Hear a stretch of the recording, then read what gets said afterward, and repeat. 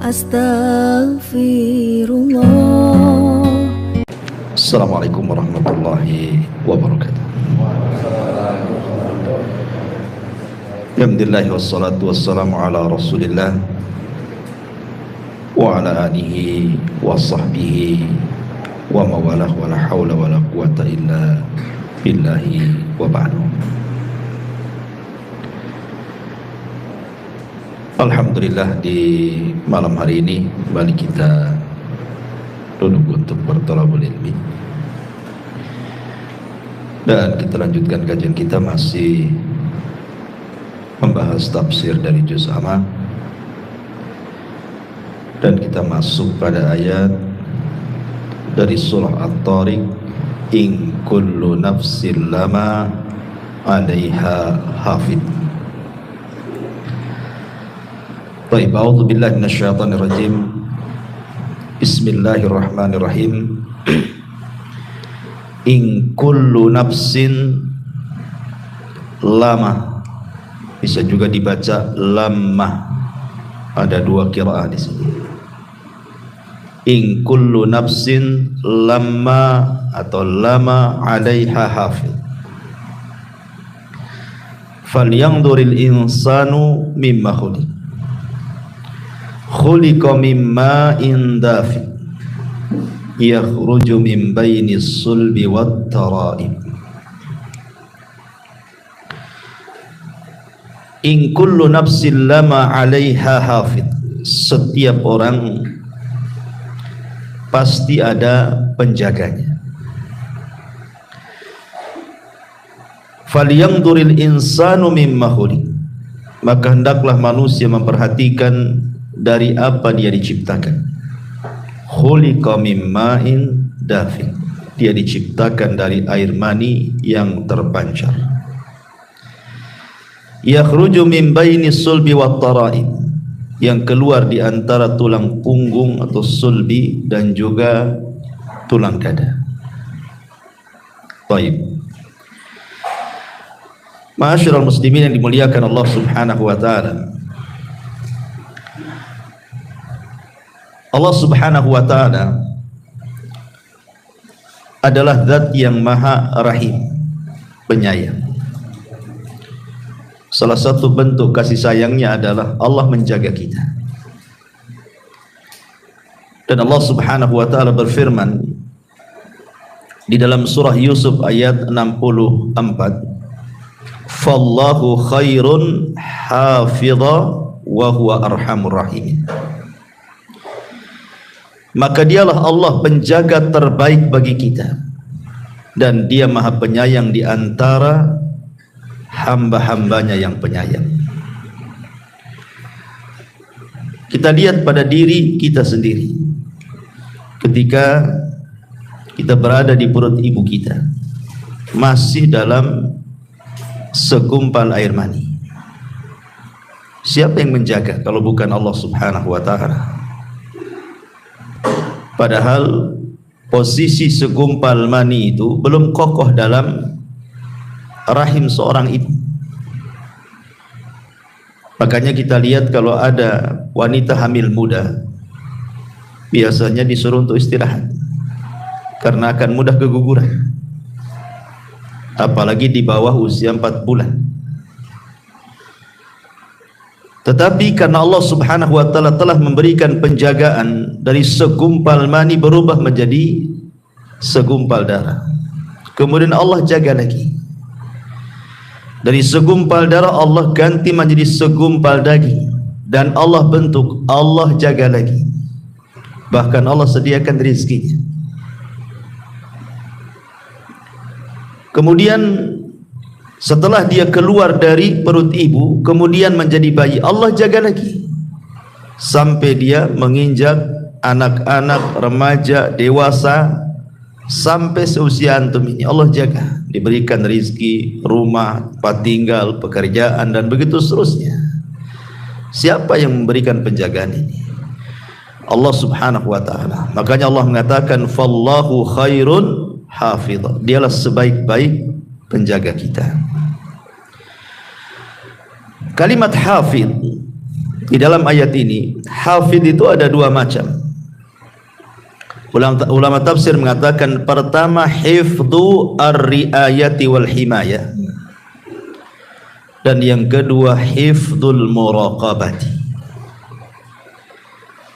Jadi maknanya in kullu nafsin lama 'alaiha hafid.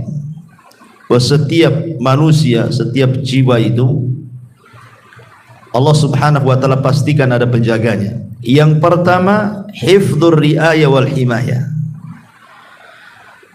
Artinya Allah Subhanahu wa taala menjaga kita dalam kondisi apapun dari hal-hal yang kita benci. Seperti umpamanya antum berjalan di jalan raya, harusnya antum ketabrak atau mungkin antum nabrak, tidak jadi ketabrak dan tidak jadi nabrak. Siapa yang menjaga? Allah. Atau antum kemudian harusnya berjalan di sebuah jalan samping parit, harusnya antum jatuh, ataupun antum jatuh betul-betul, tetapi terkadang tidak ada apa-apa, tidak ada luka, tidak ada apa-apa, Allah selamatkan. Siapa yang menjaga? Allah. Antum tidur di teras, tidak ada juga binatang-binatang masuk ke lubang hidung, telinga dan begitu seterusnya. Siapa yang menjaga? Allah. Itu namanya hifdzur riayah wal himayah. Allah memberikan penjagaan kepada kita. Tetapi ada juga maknanya adalah hifdzu al-muraqabah. Ini yang paling penting kita bahas. Hifdzu al-muraqabah. Sebelum saya jelaskan hifdzul muraqabah, yang pertama saya katakan hifdzur riayah wal himayah, tadi dalilnya Allah Subhanahu wa taala mengatakan lahu muaqibatun min baini yadayhi wa min khalfihi yahfaduna min amrillah.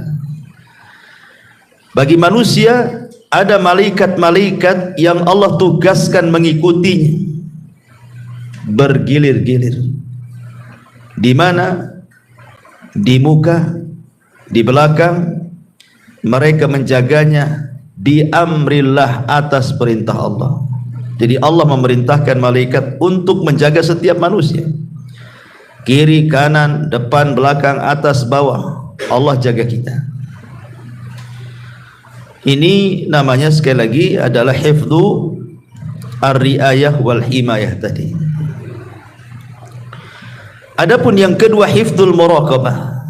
Maksudnya hifdzul muraqabah itu Allah Subhanahu wa taala mengutus para malaikat-malaikat yang senantiasa muraqabah, memperhatikan kita, mencatat seluruh perkataan kita, mencatat seluruh perbuatan kita.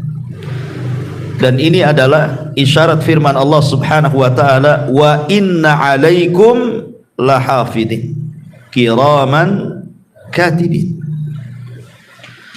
Allah Subhanahu wa taala mengatakan di dalam surah Al-Infitar, wa inna 'alaikum lahafidin. Padahal sesungguhnya bagi kamu ada malaikat-malaikat yang senantiasa mengawasimu, kiraman katibin, yang mulia di sisi Allah dan yang senantiasa mencatat amal perbuatanmu. Imam Ahmad ibn Hanbal rahimahullahu ta'ala, ikhwan, saat dia sakit parah, dia merasakan kesakitan sehingga mengeluarkan suara menunjukkan rasa sakit dia. Kayak kita mungkin bahasa kita itu aduh gitu ya, saking sakitnya merasakan sakit sehingga mengeluarkan al-anin dalam bahasa Arab. Dalam bahasa kitanya aduh gitu ya, saking sakitnya. Tapi dia tidak mengeluarkan kata-kata. Maksudnya kata-kata yang kita kenal, aduh sakit kali, enggak gitu. Cuman kalimat aduh saja. Jadi ada muridnya di samping Imam Ahmad itu menasihati Imam Ahmad dan mengatakan, ya Imam, innal anina kaulun wal kaulu yuktab. Wahai Imam, sesungguhnya suara erungan orang sakit itu dianggap kata-kata, dan setiap kata-kata pasti dicatat. Dan Allah mengatakan, wa ma yalfidu min qaulin illa ladaihi raqibun atid.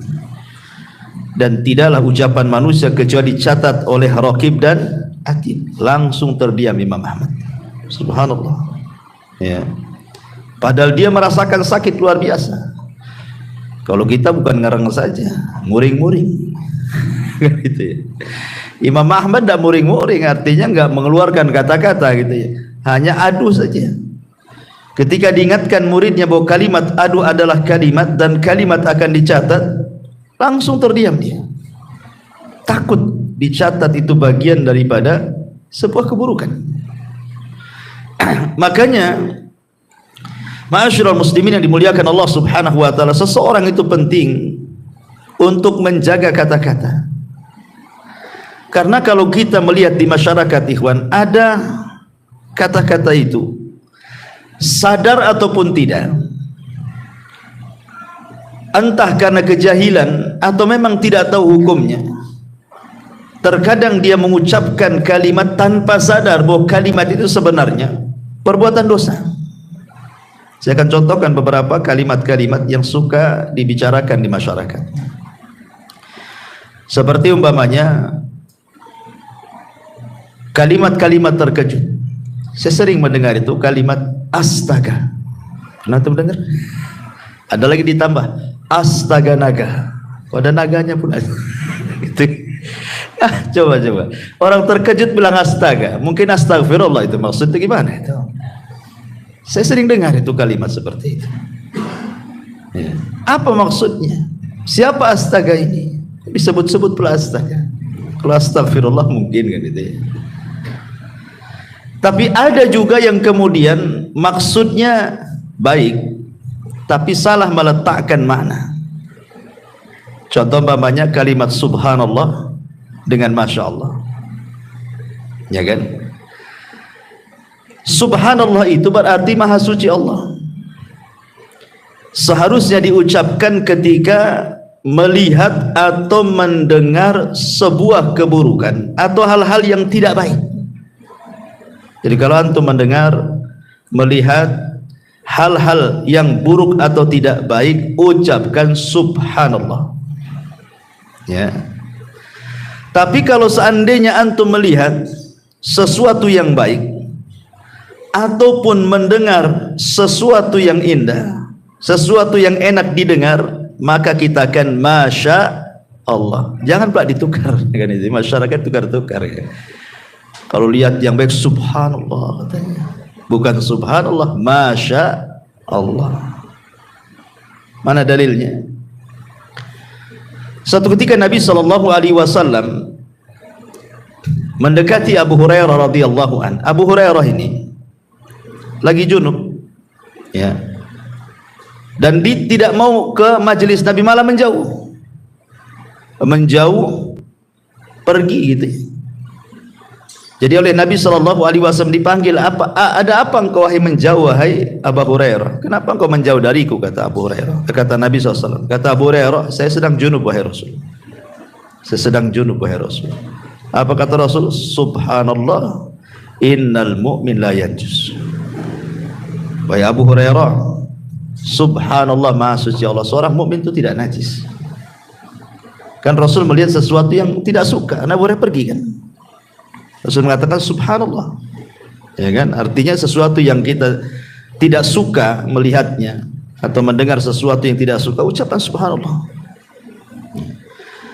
Tetapi kalau kita melihat sesuatu yang indah, pemandangan yang indah, antum lihat rumah antum yang indah, masuk kebun antum kok indah sekali, melihat kendaraan antum yang indah, maka Allah Subhanahu wa taala mengatakan dalam surah Al-Kahfi 39, walaula iddakhalta jannataka qulta ma syaa Allah la quwwata illa billah in tarani ana aqallu minka malan wa azzu nafara, malan wa walada wa azzu nafara.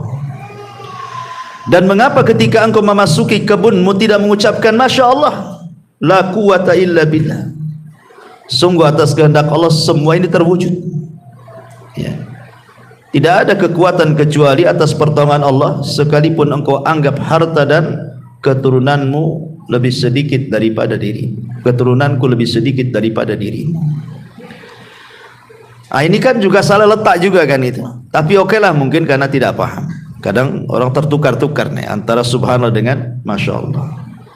Tapi yang lebih parah tadi, ucapan astaga itu apa coba? Apa artinya astaga? Siapa yang tahu? Itu bahasa apa astaga itu? Apalagi ada naganya lagi. Ya, astaga naga. Tak tahu lah ada naganya. Udah naga-naga itu dah agama-agama gak jelas. Ya, mungkin nyembah naga. Tapi yang jelas bahwa kalimat-kalimat ini kan tidak boleh. Kalau memang kita terkejut, lihat terkejutnya. Kalau terkejutnya melihat sesuatu yang tidak suka, ucapkan subhanallah. Kalau terkejutnya melihat suka karena tiba-tiba ada uang banyak depan, masya Allah, alhamdulillah, kan gitu ya. Itu harusnya kalau terkejut-kejut, bukan astaga, kan masalah. Ya. Atau umpamanya contoh yang lain, ya. Umpamanya kita melihat seseorang yang Allah berikan nikmat, entah pekerjaannya bagus, kemudian juga diberikan harta yang banyak, rumahnya bagus, kendaraannya bagus, kaya, ya, atau mungkin dapat jabatan, ya. Terkadang ada orang itu yang mungkin hasad sehingga terkeluar kalimat, orang kayak gitu kok bisa kaya itu. Orang kayak gitu kok bisa kaya itu. Dari mana dia itu? Hanya punya tuyul lah. Jadi kalimat orang kayak gitu kok bisa kaya, ya, nggak pantas, dan begitu seterusnya. Ini tidak bisa, kalimat seperti itu tak boleh. Kenapa? Karena dalam hadis Abdullah bin Mas'ud radhiyallahu an, Nabi SAW mengatakan, innallaha qasama akhlaqakum kama qasama arzaqakum.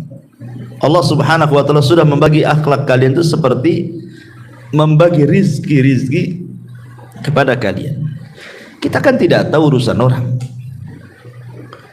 entah dia punya pekerjaan, entah apa, kan kita tidak tahu, nggak ada urusan, dan kita juga tidak boleh ngurus orang.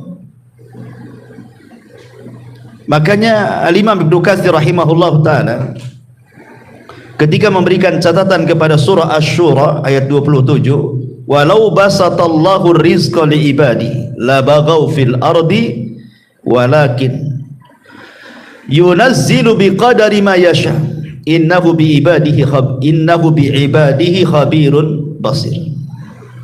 Kalau Allah subhanahu wa ta'ala membentangkan rizki pada hamba-hambanya, terkadang ada sebagian hamba itu melampaui batas di bumi, tetapi Allah subhanahu wa ta'ala terkadang memberikan sesuai dengan kadar yang bisa dipikul hambanya sesuai dengan kehendaknya. Ada hadis kursi yang mengatakan, inna min ibadi, sesungguhnya di antara hamba-hambaku, laman la yasluhu illal ghani, memang dia tidak pantas kecuali jadi orang kaya. Walau afqartuhu la fasada, kalau seandainya aku miskinkan dia, rusak dia. Tetapi ada hamba-hambaku itu la yasluhu illal faqr, tidak layak kecuali dia memang harusnya jadi orang fakir aja, tidak bisa kaya dia. Kenapa? Lau agnaituhu, kalau seandainya aku berikan kekayaan, tentu dia akan rusak agamanya. Jadi kaya miskin itu kan urusan Allah, berhasil atau tidak itu urusan Allah. Jangan ngurus keberhasilan orang gitu dengan mengeluarkan kata-kata seperti itu. Ada pantas dia di situ. Orang kayak gitu kok bisa kaya, orang kayak gitu kok bisa jadi ini, itu urusan dia, tidak perlu ngurus orang, ya. Karena kalimat-kalimat seperti ini bertentangan gitu ya, tidak boleh.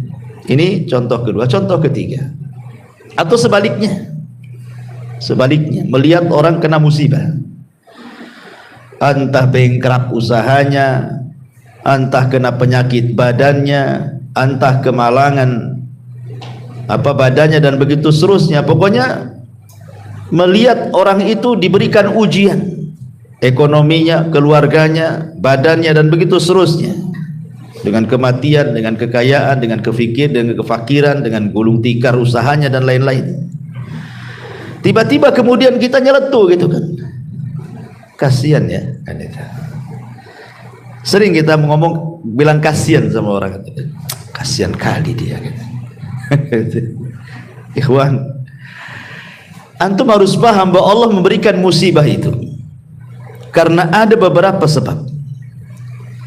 Salah satu penyebabnya adalah untuk mengangkat derajat. Masa orang mengangkat derajat itu bilang kasihan? Hah? Sedang diangkat derajatnya itu bilang kasihan. Jadi kalau bisa nggak usah diangkat derajatnya gitu. Tapi segitu derajatnya kan. Nggak begitu. Bisa saja Allah sedang mengangkat derajatnya. Makanya dalam sebuah hadis Rasul mengatakan, ma yusibul mu'min min syaukatin fama fawqaha illa rafa'ahu Allahu biha darajat. Tidaklah seorang hamba diberikan ujian walaupun hanya satu tusuk duri di kakinya, boleh jadi Allah sedang mengangkat derajatnya. Antum bilang kasihan? Harusnya antum bilang ya inna lillah wa inna ilaihi raji'un. Idza asabathum musibatun qalu inna lillah wa inna ilaihi raji'un, kan itu kan bahasanya. Ya. Jadi lihat, atau mungkin dalam bentuk teguran. Mungkin dia melakukan dosa, Allah tegur supaya dia tobat. Masa antum bilang kasihan? Biar dia enggak tobat-tobat gitu. Jadi lihat ya, ini kan bahasa-bahasa ini kadang-kadang enggak dikontrol gitu ini. Apakah bahasa ini menentang dalil ataukah tidak? Ya. Atau contoh lainnya seperti orang yang mencela zaman, mencela waktu. Kan sering di masyarakat itu orang yang mencela waktu. Ya wajar, zaman ini zaman edan kan itu. Oh, masa zaman diedan kan? Orangnya yang edan bukan zamannya. Dari dulu zaman tuh ya kayak gini saja. Terbit matahari, terbenam dan gitu seterusnya.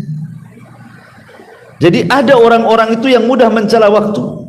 Padahal Nabi SAW mengatakan dalam sebuah hadis, la tasubbud dahra fa innama ana dahrun. Jangan mencela waktu, karena akulah yang membolak-balikan waktu. Tidak boleh ya. Ataupun contoh yang lain, ucapan mengandai-ngandai itu paling banyak di masyarakat.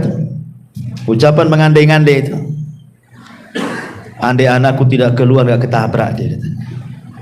Ya. Coba andai saya nggak jalan ke sini, jalan ke sebelah sana, enggaklah terperosok ke parit katanya. Kalau seandainya bukan karena dokter ini, wah sudah dioperasi saya ini. Macam-macam kan mengandai-andai di masyarakat itu nggak boleh. Karena Nabi SAW mengatakan al-mu'minul qawi khairun wa ahabbu ilallah minal mu'minidh dhaif. Wa fi kulli khairun ihris ala ma yanfa'uka wasta'in billah wala ta'jaz wa in asabaka syai'un fala taqul law anni fa'altu kadza lakana kadza walakin qul qaddarallah wa ma syaa fa'al fa inna law taftahu amal syaitan. Kata Nabi SAW, mukmin yang kuat itu lebih saya cintai dibandingkan mukmin yang lemah.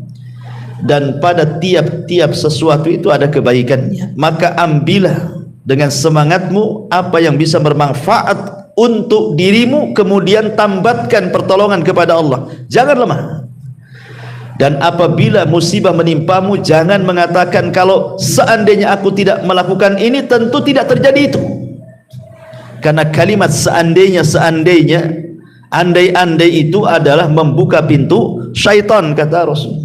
Tidak boleh andai gitu, andai gini ya. Jadi kalimat andai-andai itu tidak benar. Tapi yang betul katakan qaddarallahu wa ma syaa fa'al. Ya ini sudah takdirlah memang anak saya meninggal hari ini. Bukan karena hari ini keluar, seandainya tidak keluar sekalipun, kalau memang hari itu sudah takdirnya, pasti dia mati di rumahnya. Memang sudah jadwalnya dia, sudah antrian dia kan itu. Kan keluar itu sebab saja, matinya tetap hari itu juga gitu maksudnya. Jadi tidak bisa diandai-andai itu, karena ini kalimat-kalimat yang menunjukkan apa? Penolakan takdir. Nah, ini bahaya. Menolak takdir itu. Ya. Atau contoh yang lain pamannya ucapan mencela penyakit. Ada orang yang mencela penyakit di zaman Rasul. Ada seorang wanita namanya Ummu As-Sa'ib radhiyallahu anha. Ummu Sa'ib ini karena sakit kepala, diikat pula kepalanya dengan tali. Zaman dulu gitu, karena belum ada bodrek mungkin. Ya diikatlah kepalanya supaya mengurangi rasa sakit kepala tuh. Rasul mengatakan, malaka ya Ummu Sa'ib, apa itu kepalamu wahai Ummu Sa'ib? Tiba-tiba Ummu Sa'ib mengatakan di hadapan Rasul sallallahu alaihi wasallam, al-humma la barakallahu fi. Demam wahai Rasul, kepalaku sakit, semoga Allah tidak berkahi, katanya. Maka Rasul mengatakan, la tasubbil humma, jangan kau cela penyakit demam. Fa innaha tadhhabu khotoya bani Adam kama yadhhabul kiru khabathal hadid. Boleh jadi demammu itu bisa mengurangi dosamu. Nah gitu ya. Jangan dicela penyakit itu. Ini karena banyak orang-orang yang mencela penyakit. Kemudian juga merubah-rubah nama-nama Allah yang sudah jelas-jelas itu ismul nama-nama yang agung loh. Di masyarakat paling banyak tuh. Abdurrahman dibilang Maman, Abdullah dibilang Dullah kan itu. Apalagi itu masa coba? Nggak boleh. Nama Allah itu jangan dimain-mainkan. Kalau Abdurrahman ya Abdurrahman, ngomong seperti itu. Ya Abdullah, Maman, Maman pula. Abdurrahman jadi Maman, coba kan. Ada nama Allah namanya Maman? Nggak ada. Masa Abdullah jadi Dullah? Pada dul. Jadi nggak boleh kita ini, itu tidak ikhtiram, su'ul adab namanya, kawan. Su'ul adab kepada Allah Subhanahu wa taala. Maka dalam kitab tauhid karya Syekh Muhammad bin Abdul Wahab ada bab namanya bab ihtiram bi asmaillah, menghargai nama-nama Allah Subhanahu wa taala. Jangan itu. Di zaman Rasul itu ada orang namanya Abu Syuraih. Kerjaannya tukang mengislah orang. Tukang di kabilahnya itu, pokoknya kalau ada orang berselisih datang didamaikan. Ya, namanya Hani ibn Kinti. Tetapi karena dia pandai mendamaikan orang, akhirnya orang-orang menyebutnya Abul Hakam. Hakam itu artinya yang pandai memutuskan perkara. Padahal namanya Hani. Jadi orang menggelari dia sebagai Abul Hakam, bapak pemutus perkara. Jadi dia datang kepada Nabi SAW dan mengatakan, ya Rasulullah, sungguhnya kaumku kalau berselisih mereka datang kepadaku, dan aku berhasil dengan hukum yang aku terapkan, mereka berdamai, kebanyakan damai. Kata Rasulullah, ma ahsana hada, alangkah indahnya perbuatan kamu. Tetapi orang ini mengatakan, kaumku menyebutnya Abul Hakam. Nah, Rasul mulai gak enak tuh. Kata Rasul, kamu punya anak berapa? 3. Siapa nama anakmu? Pertama Syuraih, yang kedua Muslim, yang ketiga Abdullah. Maka Rasul mengatakan, anta Abu Syuraih, kamu Abu Syuraih, bukan Abul Hakam. Kan itu diganti sama Nabi. Ya. Kenapa demikian? Karena hakam itu milik Allah. Innallaha hakamun wa ilaihil hukmu. Allah itu hakam, semua hukum kembali kepada Allah. Jadi itu saja disalahkan, apalagi mempermainkan nama tuh. Abdurrahman jadi Maman, ya, bahaya lagi. Bilang ya Abdurrahman, ya Abdullah, kan gitu. Ini kan kalimat-kalimat di masyarakat kan enteng saja ngomong kayak gitu. Anda sedang tidak beradab dengan Allah tuh. Hati-hati, dicatat setiap ucapan kita itu. Ya. Atau ada sebagian, ya mungkin praktisi-praktisi kesehatan, dokter-dokter yang lainnya, ya kadang-kadang lagi ngobati pasien gitu kan. Ya mudah-mudahan kami upayakan, sisanya kita kembalikan kepada Allah. Masa Allah dikasih sisa pula. Sisanya kepada Allah kan. Ya kami upayakanlah, mudah-mudahan sembuh. Ya sisanya kepada Allah katanya. Saya dengar kalimat kayak gini. Ikhwan, ya. Masa Allah dikasih sisa? Nggak bisa. Karena Allah Subhanahu wa taala mengatakan dalam Al-Qur'an, "Qul innal amra kullahu lillah." Semua urusan itu milik Allah dari awal sampai akhir, bukan urusan kita. Kalau mungkin bahasanya ya kami usahakan, tapi semua ini tergantung Allah. Nah, itu mungkin agak benar bahasanya. Tapi kalau disisain itu, nah itu nggak benar tuh kalimat sisa. Nah, sisanya saya kembalikan kepada Allah. Saya seolah-olah apa? Dia yang banyak, Allah yang sisa, kan itu ya. Nah, ini kan soal adab juga ya, Pak. Nggak boleh ngomong begitu. Dicatat tuh malaikat raqib atid. Ya. Atau umpamanya kalimat yang lain juga seperti di zaman Rasul ada orang yang datang kepada Rasul, Masya Allah wa sya'a wa syi'ta. Masya Allah wa syi'ta. Atas kehendak Allah dan kamu. Kata Rasul, jangan. Kalimat itu tidak benar. Katakan Masya Allah wahdah. Katakan atas kehendak Allah saja. Jangan bawa-bawa aku, katanya. Dan ini kalimat yang paling afdal. Sekalipun harus bawa orang, jangan pakai dan, jangan pakai waw, tetapi kalimat summa kemudian. Kalau bukan karena Allah kemudian, nah itu nggak apa-apa. Yang lebih parahnya, Allah sudah tidak dibawa-bawa, orang lain, makhluk Allah pula yang dibawa. Ya itu semua berkat kamu, katanya. Lah berkat kamu pula, Allahnya mana? Ya, harusnya ini semua berkat Allah kemudian kamu, kan itu. Ya ini semua karena kamu juga. Nggak boleh kalimat seperti itu syirik asghar. Walaupun hatinya yakin Allah semua berkehendak, tapi dalam Islam itu ucapan orang dijaga. Ya, wa in kullu nafsin lama 'alaiha hafid. Ada penjaganya, ada yang catat loh. Jangan sembarang ngomong itu. Makanya ada hadis Nabi SAW mengatakan, wa innal 'abda la yatakallamu bil kalimati la yulkilaha balan min sakhatillah yahwi sahibuha fi nari jahannam ab'ad ma bainal masyriqi wal maghrib. Ada seorang hamba itu, ikhwan, kata Nabi, mengucapkan satu kalimat tanpa sadar diucapkan. Tanpa sadar. Seperti orang yang latah itu kan tanpa sadar tuh. Kaget jangkrik katanya. Orang kaget kok ngomong jangkrik atau ngomong apa. Kadang-kadang yang kotor ada juga tuh. Saya pernah mendengar tuh orang kaget yang diucapkan itu naudzubillah kemaluan orang. Diucapkan pula itu lagi. Setiap dia kaget itu pula yang diucapkan. Lihat kata Nabi, terkadang ada seorang hamba mengucapkan satu kalimat tanpa sadar. Nah, itulah orang kaget itu nggak sadar tuh. Tahu-tahu ngomong saja kan. Rupanya kalimat itu membuat Allah murka. Apa yang terjadi? Cukup dengan satu kalimat itu Allah masukkan ke dalam jahanam yang jauhnya lebih jauh dibandingkan jarak barat dan timur. Ya, ngeri kan? Makanya hati-hati dalam mengucapkan kalimat ini. Atau mungkin di masyarakat juga ada yang ngomong gini, saya haramkan yang injak rumahku, katanya. Mungkin berselisih, awas saja, saya haramkan, tidak boleh injak lagi di rumah saya, katanya. Nah bisa ikhwan antum haram-haramkan. Haram halal itu urusan Allah. Kecuali antum melihat dosa. Ada orang berbuat riba, berbuat maksiat, haram akhirnya tidak boleh. Tidak apa-apa. Karena memang riba ya Allah yang haramkan. Zina Allah yang haramkan, ghibah Allah yang haramkan. Kalau jelas kan? Lah antum berselisih antum ngomong saya haramkan dia masuk ke rumah saya. Emangnya Allah mengharamkan masuk ke rumah antum? Tidak bisa.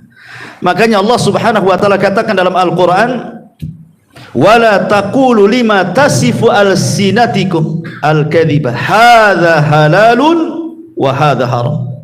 Tidak boleh mengatakan ini halal ini haram, itu urusan Allah. Allah lah yang mengharamkan, Allah lah yang menghalalkan. Makanya Nabi SAW saja ketika dia berjanji untuk tidak minum madu gara-gara dia melihat kecemburuan Aisyah dan Hafsah ketika dia mampir di rumah Zainab, dia minum madu. Cemburulah Aisyah dan Hafsah ini dan mengatakan, Rasul kayaknya kamu sudah makan buah yang makanan yang bau tapi enak, tapi bau. Ya. Kata Rasul, tidak, aku minum madu. Oh, enggak wahai Rasul. Sepakat pula Aisyah dengan Hafsah ini karena cemburu. Akhirnya Rasul mengatakan, ya kalau gitu saya tidak akan minum madu selamanya, kata Rasul. Turun ayat, ya ayuhan nabi lima tuharrimu ma ahallallahu lak tabtaghi mardata azwaji. Nabi, jangan kau haramkan sesuatu yang Allah halalkan hanya mencari keridhaan istrimu, katanya Allah. Jadi urusan halal haram itu urusan Allah. Tiba-tiba antum mengatakan saya haramkan dia masuk ke rumah saya. Ini hati-hati loh. Ya mungkin maksudnya itu dia tidak mau nginjak rumah dia, tapi jangan menggunakan kalimat seperti itu maksudnya. Jangan menggunakan kalimat halal haram, itu urusan Allah. Nah, ini kan kalimat-kalimat seperti ini kalimat-kalimat bahaya. Dan yang lebih parah lagi, tukang laknat. Ya, tukang laknat. Ada orang nonton bola ya, gara-gara kalah itu, gara-gara gol itu, dimaki itu pemain. Anjing orang ini katanya, masa nggak bisa gol kan? Lah kok orang, apa urusan antum dengan pemain bola? Kenapa dianjing-anjingkan orang itu? Seandainya antum yang main di situ mungkin lebih anjing lagi. Nggak bisa lagi antum. Mungkin nggak dapat bola di lapangan itu. Antum bisa mencela, nengok YouTube lo bisa mencela. Oh goblok kamu. Orang lo digoblok-goblokin, nggak kenal pun tidak. Hanya gara-gara nonton aja, entah nonton apa digoblok-goblokin orang itu. Jadi ini kan tukang laknatnya, hati-hati. Kadang-kadang mungkin dululah seandainya kita ini pernah jahiliyah suka mengucapkan kalimat bertobat, itu kalimat laknat. Nabi SAW sampai mengancam, la yakununa al-la'anuna syufa'a yaumal qiyamah wala syuhada yaumal qiyamah. Tukang laknat itu tidak akan dapat syafaat, bahkan tidak jadi saksi pada hari kiamat. Diancam dengan enggak dapat apa-apa loh ya. Makanya di sini Allah Subhanahu wa taala mengatakan bahwa di antara makna hafid adalah hifdzul muraqabah. Artinya Allah mengutus malaikat-malaikat itu yang menjaga kita dengan cara mencatat. Semua kata-kata kita dicatat. Tidak ada satupun kata-kata yang keluar kecuali dicatat. Sehingga ulama mengatakan kata-kata manusia itu ada 3. Ada yang terkandung dosa secara mutlak, ada yang terkandung pahala secara mutlak, ada yang tidak terkandung dosa dan juga pahala. Tiga-tiganya dicatat kata para ulama. Baik yang mengandung dosa secara mutlak dicatat, mengandung pahala secara mutlak dicatat, ataupun yang tidak mengandung dua-duanya dicatat. Tapi apakah kemudian tiga-tiganya dihisab? Wallahu a'lam. Ada yang mengatakan yang dihisab adalah yang kata-katanya mengandung pahala secara mutlak dan yang mengandung dosa secara mutlak. Yang tidak mengandung pahala dosa tidak dihisab. Ada yang mengatakan tiga-tiga dihisab. Naudzubillah. Jadi makanya dari sini penting seseorang itu untuk menjaga lisan. Makanya ulama mengatakan salah satu obat supaya kita bisa menjaga lisan itu, maksudnya untuk mengeluarkan kata-kata yang jelek, akhirnya dicatat keburukan. Karena kata-kata itu apalagi dalam bentuk tulisan, ikhwan, dan tulisan itu sudah menyebar, sulit untuk ditarik, sulit ya. Kata-kata baik lisan ataupun tulisan kalau sudah menyebar, macam mana antum menariknya coba? Antum gibai orang di depan orang, orang ini akhirnya ngikuti menukilkan perkataan antum kepada orang, akhirnya orang itu menukilkan perkataan dia dari kita, terus kemana-mana kan. Siapa yang bisa menarik kata-kata itu semua? Atau tulisan, copy paste share, copy paste share, sama share. Gimana cara larinya? Walaupun di akun antum sudah antum hapus, tak bisa. Makanya pada hari kiamat dalam surah Yasin Allah mengatakan, yauma nakhtimu ala afwahihim wa tukallimuna aydihim wa tashhadu arjuluhum. Di hari di mana lisan terkunci, tangan pula bicara, kaki pula jadi saksi ya. Maka yang pertama kata para ulama, biasakan al-haya'u minallah wa min ibadillah. Tanamkan sifat malu dari Allah dan dari hamba-hambanya. Malu. Karena perkataan yang turun temurun dari para nabi itu, apa kata Rasulullah? Illam tastahi fasna ma syi'ta. Kalau engkau tidak punya rasa malu, lakukan, ucapkan sesuka kamu. Maka tanamkan rasa malu. Yang kedua, al-khaufu minallah. Tanamkan rasa takut bahwa semua akan dibalas, semua ada catatannya, semua ada hisabnya, semua ada balasannya. Semua. Seorang bertasbih, subhanallah, subhanallah, alhamdulillah, alhamdulillah, la ilaha illallah. Lihat tujuannya. Karena ini dicatat.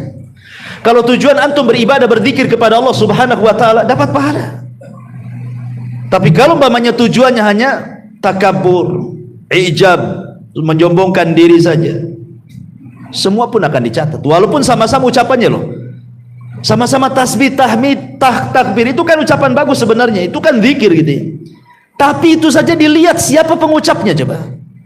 Abdullah bin Mas'ud radhiyallahu anhu suatu ketika diajak oleh Abu Musa al-Asy'ari masuk ke sebuah masjid.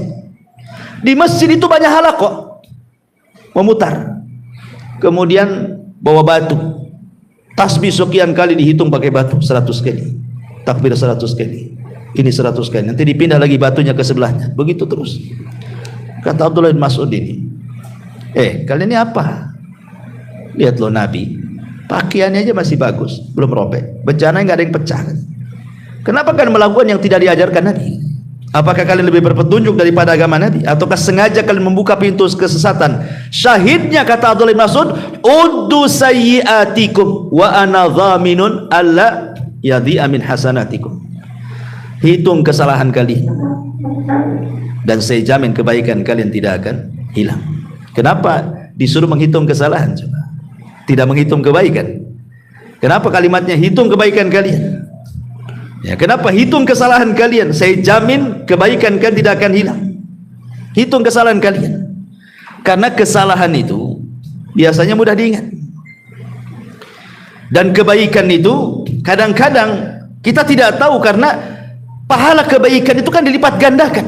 Kita susah menghitungnya. Tetapi dosa itu satu dosa satu maksiat satu dosa kan gitu. Kalau pahala ini kadang-kadang satu pahala satu amalan soleh berlipat ganda kan pahalanya. Seperti sabar. Tidak jelas berapa nominal pahala orang sabar itu. Gimana cara ngitungnya? Ya. Tapi kalau perbuatan maksiat kan jelas tuh. Satu maksiat satu dosa kan gitu ya. Dan begitu seterusnya. Kecuali syirik menggugurkan semua amalan dia kan itu. Tapi lihat bagaimana di sini. Mereka kan zahirnya bagus kan, tasbih, tahlil, takbir, baca sekian kan. Sampai-sampai mereka juga mengatakan, ya Aba Abdurrahman, ma nuridu ilal khair. Wahai Aba Abdurrahman, kunyanya Abdullah bin Mas'ud, kami tidak menghendaki kecuali kebaikan loh di sini. Apa kata Abdullah bin Mas'ud? Kam min muridil khairi lan yusibah. Berapa banyak orang-orang yang menghendaki kebaikan gak dapat pahala katanya. Tidak semua sesuatu yang dianggap baik itu benar. Nah, jadi harus baik dan benar. Baik, ikhlas, benar, mencontoh Nabi, itu maksudnya begitu. Ya. Jadi tasbih itu tidak usah dihitung-hitung. Tasbih aja lah kan itu ya. Kecuali memang ada syariatnya seperti setelah sholat kan ada hitungannya tuh. Sekian kali tasbih 33, takbir 33, tahmid 33, genapkan dengan la ilaha illallah wahdahu la syarikalah kan. Atau umpamanya siapa yang membaca subhanallah bihamdi 100 kali dalam sehari semalam, maka akan dihapuskan dosanya walaupun seperti buih di lautan. Adalah perkara-perkara yang memang di sana disunahkan untuk dihitung kan gitu. Tapi kalau zikir mutlak, sudah antum zikir aja lah, enggak usah dihitung-hitung. Sebab kalau menghitung-hitung ibadah itu biasanya cenderung i'jab li nafsi, cenderung ingin membanggakan dirinya. Saya sudah sholat sekian kali, saya sudah puasa sekian kali, sudah haji, sudah sedekah sekian. Kalau orang menghitung itu cenderung seperti itu. Tapi kalau orang tidak menghitung, ya sudahlah, tidak tahu berapa lah saya tasbih itu berapa kali, nggak tahu saya. Mau bangga dengan apa kan itu? Karena Allah itu hanya melihat hati bukan bilangan. Allah itu hanya melihat hati bukan bilangan. Ya. Tetapi syahidnya di sini, walaupun ucapannya sama, tasbih, tahlil, takbir, dicatat juga kan? Tapi tidak satu catatan, lihat kepada niat kan? Kalau niatnya hanya untuk i'jab saja, membanggakan diri, lain catatannya. Kalau memang untuk ibadah betul-betul ikhlas mencontoh Nabi, lain pula catatannya. Kenapa? Karena Allah mengatakan wa man ya'mal mithqala dzarratin khairan yara wa man ya'mal mithqala dzarratin syarran yara. Lihat di situ, ada yang baik, ada yang jelek. Walaupun itu zahirnya nampak zikir, apalagi bukan daripada itu. Seperti yang contohkan tadi, ucapan-ucapan di masyarakat itu. Ya. Maka dari sini ma'asyiral muslimin yang dimuliakan Allah Azza wa Jalla, biasakan takut. Ya, yang kedua, langkah kedua al-khaufu minallah. Sehingga dengan rasa takut mendorong tidak sembarang mengucapkan sesuatu. Yang ketiga, sibukkan dengan perkara-perkara yang manfaat untuk akhirat. Supaya kita tidak mudah ngomong macam-macam. Sibukkan dengan perkara lain. Umpamanya ini satu ruangan nih, maaf ibu-ibu ya, kawan lagi gibah nih, kita mau keluar pula dari situ, malas gitu ya, segan, gak enak, ya sudah sibukkan aja zikir bu, biar orang itu gibah, ibu zikir lah, Kemudian yang keempat, isti'mal uslub al-kina yati badal at-tasrih bi al-fadil badi'ati allati takhulu bil haya. Atau kalau seandainya kita bisa membuat bahasa-bahasa kinayah, bahasa-bahasa yang lebih halus lagi gitu loh bahasa. Kita itu ingin marah, bisa saja kita mengatakan umpamanya dengan kalimat-kalimat yang kasar, tetapi kan dalam uslub bahasa kita di daerah-daerah masing-masing itu kan ada bahasa-bahasa yang kasar sekali, ada yang di bawahnya kasar, ada yang sedang, ada yang halus sekali, dan begitu kan setiap daerah kan ada tuh. Mestilah semua ada. Saya orang Sunda saja ada. Ya, satu kalimat itu ada yang kalau diucapkan kasar. Ya. Ada halus padahal itu juga yang diucapkannya kan. Kan kita bisa milih kata gitu maksudnya. Bukan saklek gitu ya. Kemudian juga kata para ulama mujalasatul akhyar wa musahabatus salihin. Berkawan dengan orang-orang baik yang omongannya baik, insyaallah akan sama dengan omongan dia itu. Sebab kalau berkawan dengan orang yang omongannya jelek, ibu nih berkawan dengan orang-orang gibah, pasti ikut gibah tuh. Ibu berkawan dengan orang-orang yang tidak suka gibah, lama-lama gak suka gibah juga. Nah, tergantung kawannya. Dan yang keempat mungkin belajar diam lah kan gitu. Daripada ngomong berdosa bagus diam. Kata Nabi SAW, "Falyakul khairan aw liyasmut." Kembali di sini Allah mengatakan, "In kullu nafsin lama 'alaiha hafid." Jadi hafid yang pertama maksudnya hifdzur riayah wal himayah. Allah menjaga secara umum sesuatu yang manusia tidak suka. Ya, celaka kan tidak suka. Ini itu umpamanya antum sakit, minum obat sembuh. Siapa yang menyembuhkan? Allah. Apa gunanya disembuhkan? Menjaga antum supaya antum bisa kerja lagi, bisa ngurus keluarga lagi, bisa ibadah lagi. Allah yang jaga. Ya. Atau hifdzul muraqabah. Allah utus malaikat-malaikat itu yang betul-betul mengawasi kita. Wa inna 'alaikum lahafidin. Siapa hafidin? Kiraman katibin, yang mencatat. Jadi setiap amal kita dicatat dan dijaga catatannya, setiap ucapan kita dijaga dan dicatat, sehingga amal dan perbuatan inilah yang sebagai bukti kita di hadapan Allah Subhanahu wa taala. Bahwa inilah saya sudah banyak berzikir, banyak melakukan amal soleh ini ya Rob ini. Makanya dengan bangganya nanti pada hari kiamat, orang-orang yang mampu mengambil dengan tangan kanannya catatannya apa? Ha umuqra'u kitabiyah. Ah, lihat catatanku katanya. Bangga dia. Tapi orang-orang yang mengambil tangan kirinya nggak mau dipegang, maunya dilempar aja tuh. Karena dia tahu isi catatannya apa. Ya. Jadi hifdzu al-muraqabah. Dan ingat, Allah Subhanahu wa taala akan lebih menjaga lagi kepada orang-orang yang beriman. Ibrahim alaihi salatu wassalam ketika dia lempar ke dalam api, tidak ada apa-apa, tidak terbakar, tidak ada apa-apa kan. Kenapa? Karena dia menyandarkan penjagaan kepada Allah. Hasbunallah wa ni'mal wakil. Ketika Ibrahim mengucapkan kalimat ini, datang perintah dari langit, "Qul ya naru kuni bardan wa salaman ala Ibrahim." Ibrahim pun tidak terbakar. Fallahu khairun hafidha wa huwa arhamur rahimin. Allah sebaik-baik penjaga. Ya. Artinya bahwa semakin kita lebih dekat kepada Allah, lebih beriman kepada Allah, berarti penjagaan Allah semakin kuat kepada kita. Ini diantara tafsiran dari in kullu nafsin lama 'alaiha hafid. Ya, saya kira cukuplah satu ayat saja. Iya, ini sudah keringatan pula sini. Tadi kedinginan. Nah, tapi sebelum saya tutup, kalau ada yang mau tanya sih.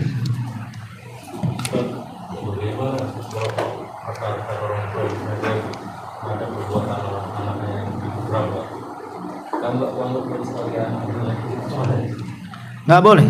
Ya. Ya kadang ucapan orang tua itu mungkin saking marahnya, akhirnya kemudian mengingkari anaknya. Kamu itu bukan anakku katanya.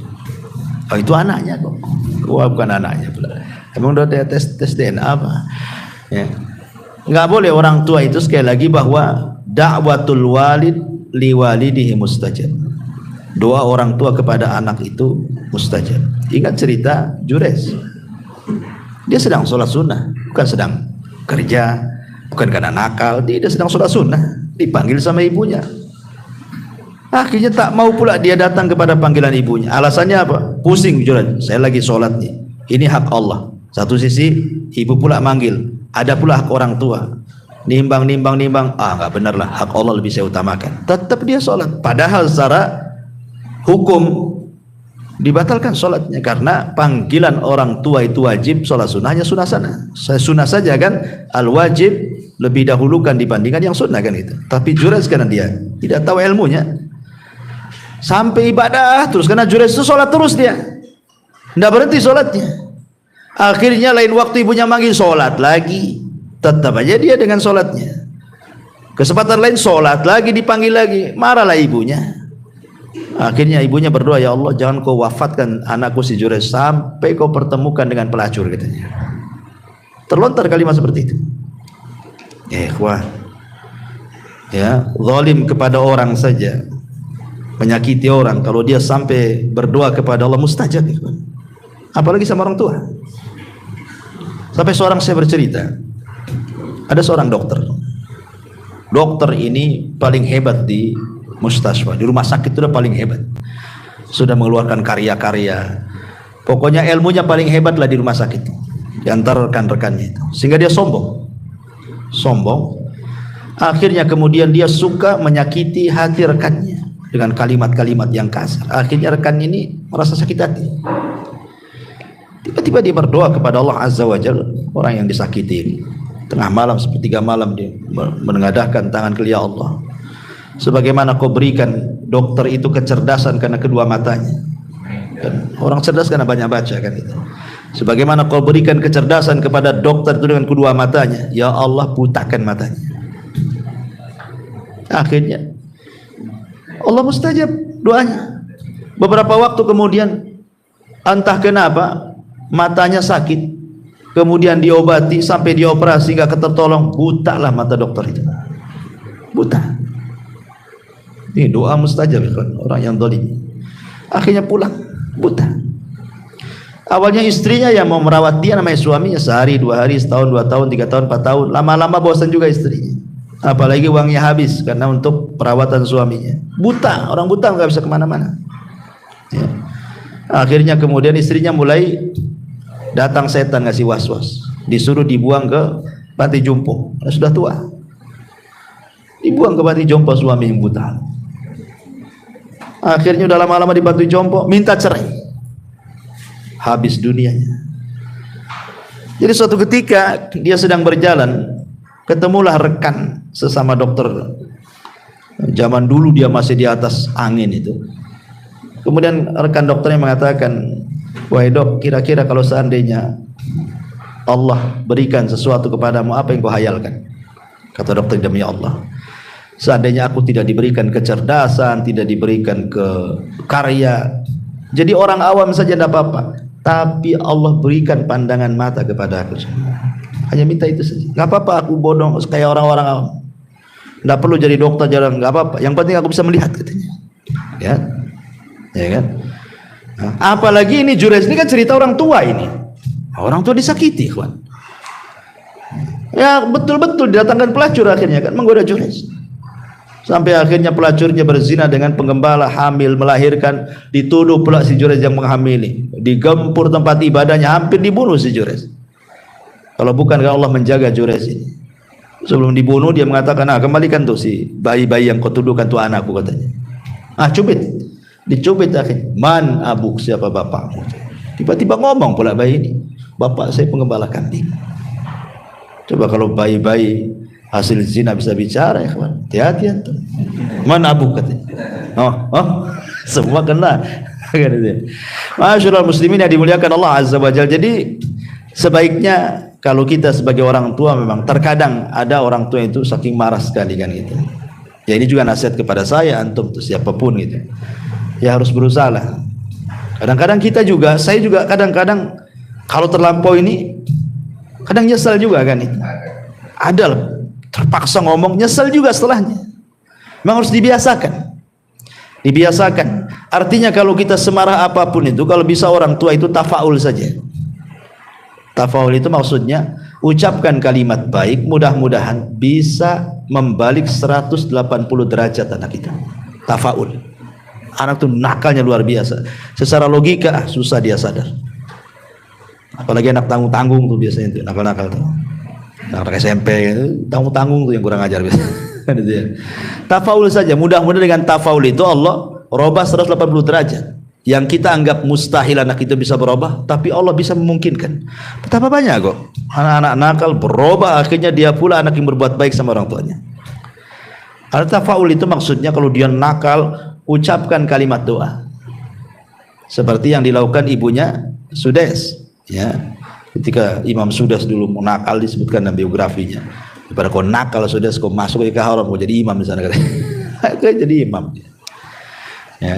Jadi kalau antum nakal, jawab ludu saja, gantikan Abu Mero di sana. Ya, masyaallah muslimin yang dimuliakan Allah Azza wa Jalla. Jadi sebaiknya jangan, apalagi sampai kemudian lebih daripada itu, mati aja nak katanya. Kalau kau tahu kayak gini katanya, waktu bayi udah kecekik kamu itu katanya, biar mati gitu. Nah, jadi kadang-kadang ada orang tua seperti itu. Ya itu kan kembali kepada kita sebenarnya. Kenakalan anak itu kan kembali kepada orang tua. Makanya kata Al-Imam Ibnul Qayyim rahimahullah ta'ala, dia mengatakan bahwa ifsadul abna, rusaknya anak-anak itu kebanyakan apa? Karena orang tua yang merusaknya, bukan pesantren, bukan sekolah, bukan guru ngaji, bukan. Kebanyakan yang merusak anak-anak itu orang tua, kata Imam Ibnul Qayyim. Sebab kalau orang tua dari awal dia mencari jodoh, cari yang soleha atau cari yang soleh kan gitu ya, kemudian punya anak, tentu otomatis kalau dua orang tuanya soleh-soleha kan pasti akan dididik dari kecil. Ya, sudah cari jodohnya aja salah, ketika punya anak pula nggak dididik, dan begitu seterusnya. Ya wajar lah. Ketika sama-sama sudah tobat, ibunya tobat, bapaknya hijrah, anaknya pengen hijrah, tergesa-gesa ke ibunya. Kadang-kadang disitulah diuji orang tua. Dulu ketika masih awam tak ada gini gitu, karena hidupnya umum seperti masyarakat, yang ndak sholat, yang ndak puasa, yang ndak apa, kuliner sana sini gitu, senang-senang. Sekali ngaji hijrah dua-duanya, pengenlah nari anak-anaknya juga. Iya, orang tua sudah dewasa, senang dia mikir, istri diajak mau saja kan gitu. Sekali anak yang belum siap diajak, murka dia. Yang biasa main sana sini dilarang, jangan main, pulang. Ribut ya kan sama orang tuanya. Ya. Sampai saya itu macam-macam itu kasus di Jabal Uhud, anak-anak itu. Kadang-kadang kasihan orang tua, diuji betul sama anaknya. Ya memang begitulah, kadang-kadang kodrat anak itu jadi fitnah jadinya kan. Ya. Wallahu a'lam. Baik, saya kira cukup. Subhanallah bihamdika, asyhadu an la ilaha illa anta, astaghfiruka wa atubu ilaik. Allah taala. Assalamualaikum warahmatullahi wabarakatuh.